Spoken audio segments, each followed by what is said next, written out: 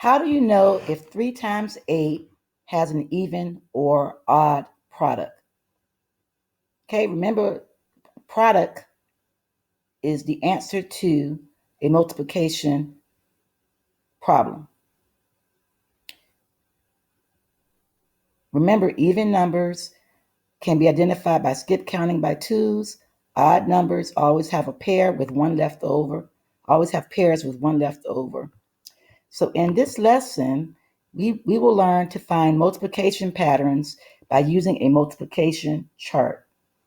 Remember, multiplication is repeated addition.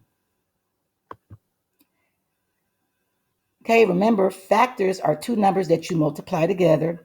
The product is the answer to the multiplication equation. So 4 times 3 equals 12. Remember, factors are two numbers that you multiply together. The product is the answer to the multiplication equation. Okay, so we can use a multiplication chart to help us identify the products to these multiplication equations. So we start with 3, and 3 times 4 is 12. We go across 7 and down 5. 7 times 5 is 35. Start at 10, go across 6. 10 times 6 is 60. Okay?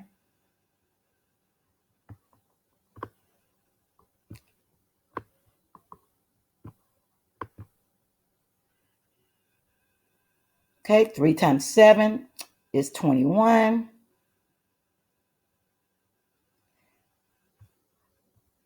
3 times 7, 21. 3 times 8, 24. 3 times 9, 27. 3 times 10, 30. 3 times 11, 33. And 3 times 12, 36. Okay?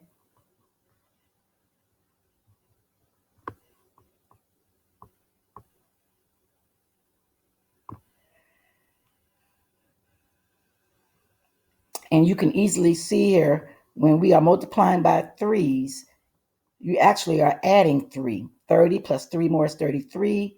33 plus 3 more is 36. So you should be able to see that.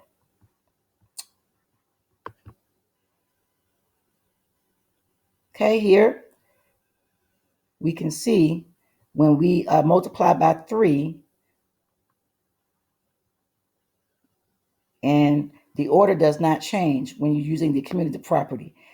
When you multiply 3 times 7, you get 21.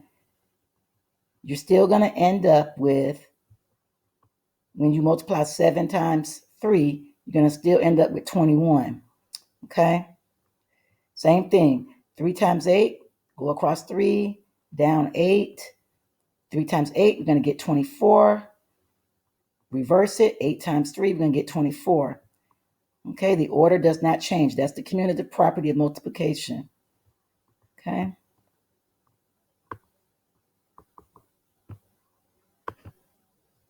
So the order of factors doesn't matter. This is called the commutative property, just like I said. Okay. The identity property of multiplication says that any factor times 1, you're going to get that same factor. So 3 times 1, you're going to get 3. 8 times 1, you're going to get 8. 1 times 5, you're going to get 5. 1 times 6, you're going to get 6. That is the identity property. We talked about that. You need to remember that. The order of factors doesn't matter. Okay, wait a minute. That was a commutative property. Let me scroll down. Okay. So multiples of 5. When you skip count by 5, the product that you end up with are multiples. Okay, so 5 times 1, we get 5. 5 times 2, we get 10. 5 times 3, 15. 5 times 4 is 20. 5 times 5, 25. 5 times 6 is 30. 5 times 7, 35, and so on. Okay, multiples of 5. And you're actually, every time you multiply, you are actually adding 5. Okay, adding 5 each time when you multiply. Okay, here is a multiplication rule. An odd factor times an odd factor, you're going to end up with an odd product. So 3 times 7, you're going to get a product of 21. 9 times 5, you're going to get a product of 45. 1 times 11, you're going to get 11.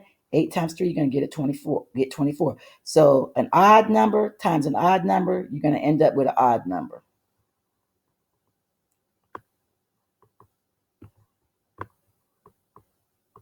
Okay, and make sure you use the multiplication table to help you. So 3, go across 3, down 7, you're going to get 21.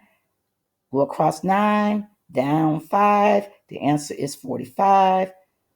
Start with 1, go down to 11, the answer is 11.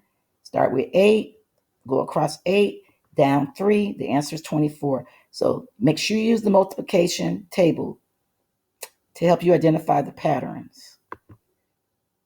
Okay, an odd factor times an even factor, you're going to get an even product. Okay, so basically an odd number times an even number, you're going to get an even number. So 3 times 8, you're going to get 24. 9 times 6, you're going to get 54. 1 times 10, you're going to get 10. 5 times 6, you're going to get 30. Here's another rule. An even number times an even number, you're going to end up with an even number. So 6 times 8, you're going to end up with 48. Okay, so we start with 6 and go across 8. We're going to end up with 48. Okay, 4, go down 4, across 6. We're going to end up with 24. 4 times 6 is 24. Okay, 10 times 10, we're going to end up with 100. 2 times 6, go down 2. Across 6, we're going to end up with 12. So an even number times an even number, you're going to end up with an even number. Okay? So in this lesson, you have learned to find multiplication patterns by using a multiplication chart. Okay, so let's do some guided practice real quick here. So it says use the multiplication chart to show the multiples of 7 in a column and a row. Will all the products be even? Why or why not? Okay, so the multiples of 7 in a column, remember columns go up and down. So here are the multiples of 7. 7 times 1, 7. 7 times 2, 14. 7 times 3, 21. 7 times 4, 28, and so forth and so on. And then the row goes side to side across. Okay, you see the same numbers there. Okay, so it says, will all the products be even? No, they will not. Why or why not? Okay, all the products will not be even. Okay, why? 1 is an odd number, 7 is an odd number. An odd number times an odd number, you're going to get an odd number. Okay, and then some of the numbers that you multiply, you're going to have even numbers. So an even number times an odd number, you're going to get an even number. So you need to remember that. Okay, the products will not all be even because some of the factors are even numbers and some of them are odd numbers.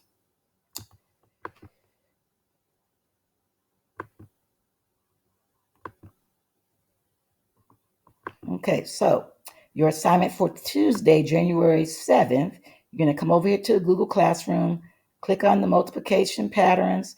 There is another Nearpod activity for you to do on identifying multiplication problems, multiplication patterns. Okay, make sure you complete the activity. Please do not wait till Sunday to do your assignments. Thank you. I hope this information helps.